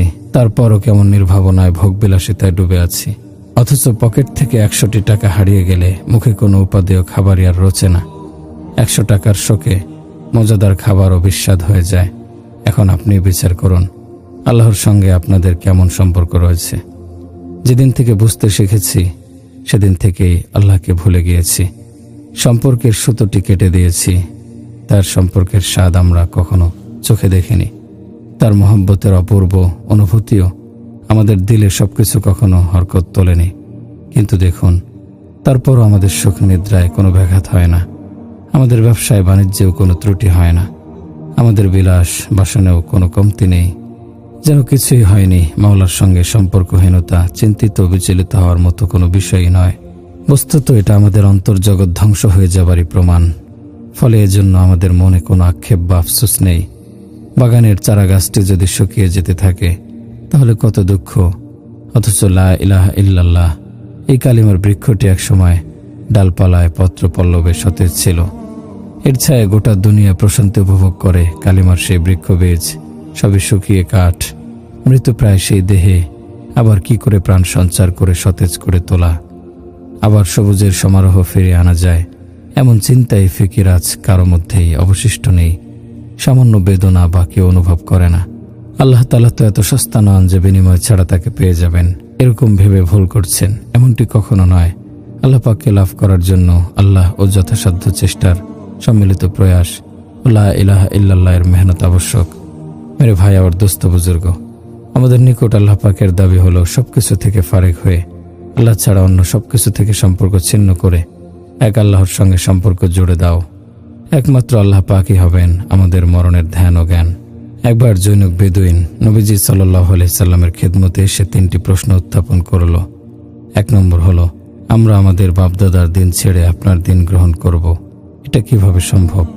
দ্বিতীয় হলো, আপনি বলেছেন কায়সার আর কিসরা আমাদের গোলাম হয়ে যাবে, অথচ আমাদের অবস্থা তো এটাই, আমরা খাবার জন্য রুটিও পাই না, তবে তারা কিভাবে আমাদের গোলাম হয়ে যাবে? আর তৃতীয়, মৃত্যুর পরে আমরা যখন পচে গলে মাটি হয়ে যাব, তখন আবার কিভাবে আমাদেরকে জীবিত করা হবে? রাসূলুল্লাহ সাল্লাল্লাহু আলাইহি সাল্লাম বললেন, আল্লাহ তাআলা তোমাকে হায়াত দিলে তুমি দেখতে পাবে, সমস্ত আরব যদি আমার কালেমা পড়ে তবে তাদের হাতে পারস্য আর রোম বিজিত হবে। আর তৃতীয় বিষয় সেটি কিয়ামতের দিন তুমি বুঝতে পারবে, আমি সেদিন তোমার হাত ধরে তোমার এই কথা স্মরণ করিয়ে দেব। সে বলল, আমি একদম বেহুদা কথায় বিশ্বাস করি না। এ বলে সে চলে গেল। তার জীবদ্দশায় বিজয় হলো, তাবুক পর্যন্ত ইসলাম ছড়িয়ে পড়ল, কিন্তু তবুও সে মুসলমান হলো না। তারপরে কাদেসিয়ার যুদ্ধ হলো, ইরান বিজয় হলো, ইয়ারমুকের যুদ্ধের পর রোমও পদানত হলো। এবার তার মনে ভয় ঢুকে গেল, সে হিজরত করে মদিনায় এলো আর মুসলমান হয়ে গেল। মেরে ভাই আর দোস্ত বুজুর্গ, আমরা আমাদের বুদ্ধি বিবেচনাকে নবীজির দেয়া সংবাদ থেকে সরে ব্যবহার করছি, এজন্য ইহকাল ও পরকাল সব ধ্বংস হচ্ছে। আল্লাহ তাআলা বলছেন, পৃথিবীতে আমি সামান্য শাস্তি দিয়ে থাকি, বড় শাস্তি দেই না, যাতে তারা তাওবা করে, প্রত্যাবর্তন করে, কিন্তু পরকালের শাস্তি অধিক মারাত্মক।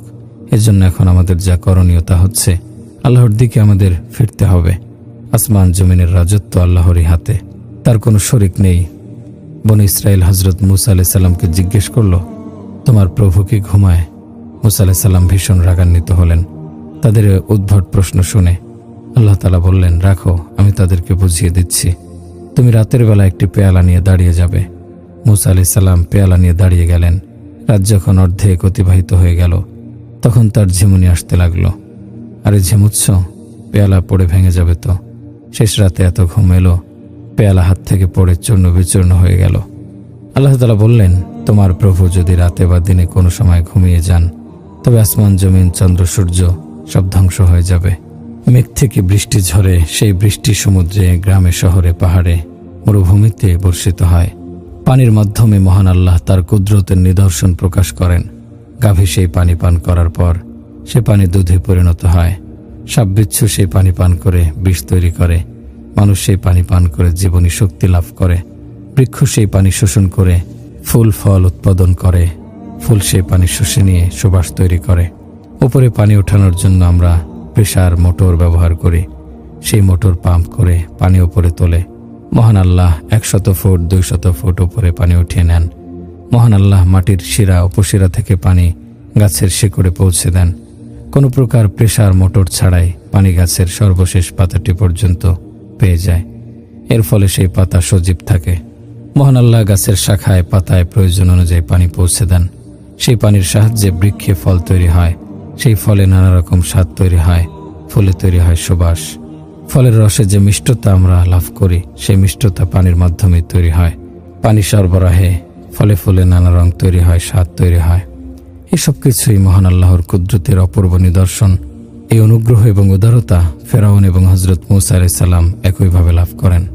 সর্বশক্তিমান আল্লাহর দরবার শত্রুদের জন্য, বন্ধুদের জন্য সমানভাবে খোলা থাকে। তার দয়ার দান অনুগত বান্দা যেমন পায়, অবাধ্য বান্দাও একইভাবে পেয়ে থাকে। যারা তাকে মানে, যারা তাকে মানে না, সবার জন্যই তার দয়ার দান অবারিত। যারা হালাল উপার্জন করে তাদের যেমন তিনি দান করেন, যারা হারাম উপার্জন করে তাদেরও তিনি সমানভাবে দান করেন। তার বন্টন ব্যবস্থা সকলের জন্য উন্মুক্ত রাখা হয়েছে। মেরে ভাই আর দোস্ত বুজুর্গ, এমন দয়ালু প্রতিপালককে না মানা এবং তার আনুগত্য না করা ভীষণ রকমের বাড়াবাড়ি। এটা ধ্বংসের কারণ, এটা বড় রকমের জুলুম। আমার বন্ধুগণ, মহান আল্লাহ কারো প্রতি জুলুম অত্যাচার করেন না। মহান আল্লাহর পালন ব্যবস্থা, তার রুবুবিয়াত সবার জন্য একই নিয়মে চলে। সবার জন্য একই নিয়মে চলে এসেছে, ভবিষ্যতেও চলতে থাকবে। মহান আল্লাহর সঙ্গে সম্পর্ক ছিন্ন করার অপরাধে আমাদের আর নিয়োজিত থাকা সমীচীন নয়। এবার আমাদের তওবা করা দরকার। সন্তান মায়ের নিকট থেকে দূরে যাওয়ার পর মা যেমন ছটফট করে, বান্দা মহান আল্লাহর নিকট থেকে বিচ্ছিন্ন হওয়ার পর মানবতা তার চেয়ে বেশি ছটফট করতে থাকে। মা সন্তানের ঘরে ফেরার জন্য যেমন প্রতীক্ষায় থাকে, মহান আল্লাহ বান্দার তওবার জন্য চেয়ে অধিক প্রতীক্ষা করেন। রাতে মা সবার ঘরের দরজা বন্ধ করে না। সে চিন্তা করে, আমার সন্তান ফিরে আসতে পারে। প্রতিটি শব্দে মা উৎকর্ণ হয়। এই বুঝে তার সন্তান ঘরে ফিরে এলো। মহান আল্লাহ বান্দার জন্য তার তাওবার জন্য প্রতীক্ষারত মায়ের চেয়ে অধিক প্রতীক্ষায় থাকেন। তিনি বলেন, হে আমার পথভোলা বান্দা, তুমি ফিরে এসো, আমার দ্বার তোমার জন্য উন্মুক্ত রেখেছি। তুমি আমার নিকট তাওবা করো, তারপর দেখো তোমার সঙ্গে আমার সম্পর্ক কেমন হয়। সবার সঙ্গে তো সম্পর্ক স্থাপন করে দেখেছ, এবার আমার সঙ্গে সম্পর্ক স্থাপন করে দেখো। সকল ঘাটের পানি তো খেয়েছ, এবার আমার ঘাটের পানি পান করে দেখো। চোখ তুলে তাকানোর স্বাদ তো অনেক উপভোগ করেছ, এবার চোখ নামিয়ে রাখার স্বাদ উপভোগ করো।